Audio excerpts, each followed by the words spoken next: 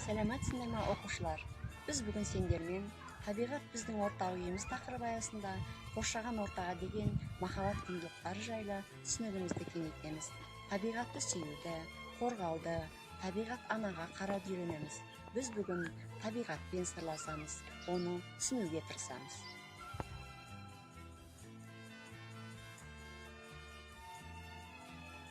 1971 жылы 21 наурызда Біріккен ұлттар ұйымының бас ассамблеясының шешімімен жарияланған бұл атаулы күн бүгінде дүниежүзінің 167 мемлекетінде жер күні ретінде атап өтілуде. Дүниежүзілік жер күні сәуірдің 22-сінде атап өтіледі. Бұл атаулы жер күні алғаш рет 1990 жылы халықаралық мейрам ретінде атап өтілді.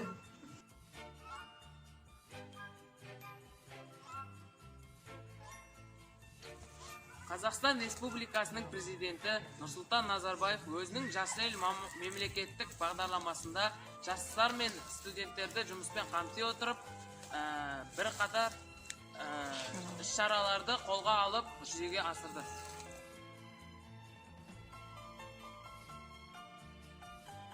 Көлде аққу қандай әдемі, сұңқар құстың сайраған әдемі, даланы әнге бөлеп құстарым қандай әдемі, мөлдіреген көздері киігім қандай әдемі.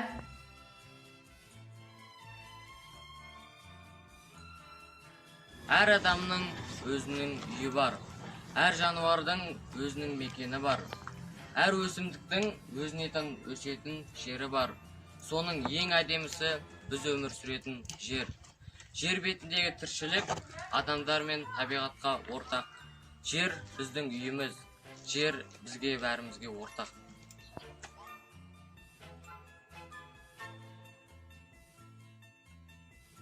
Қасиетті жер ананың бойындағы табиғат байлықтары жер бетінде бүкіл адамға ортақ қазына. Жер, табиғат, отан, атамекен деген ұғымдар бір-біріне үндес, әрі мағыналы. Сондықтан туған жеріміздің, туған табиғатымызды қастерлей беріп, сақтайық.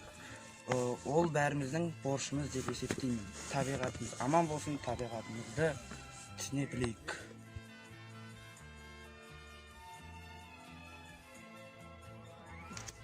Қоғамдық өндірісті экономиканы игеру мен дамыту барысында табиғатты тоздырып жібергенімізді байқамай қалдық.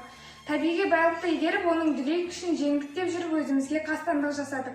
Семейді полигонға айналдырдық, Аралды апатқа ұшыраттық, тың жерлерді эрозияға душар еттік, өзендерді жойдық, көлдерді құрғаттық. Осы орайда одан да басқа табиғатқа зиян келтірдік.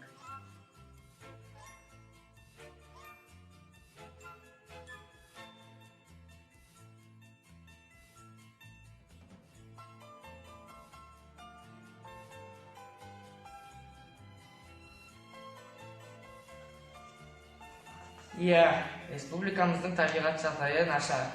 Алайда, табиғатымыз қиын деп, өз мемлекетімізді тастап кетпейміз.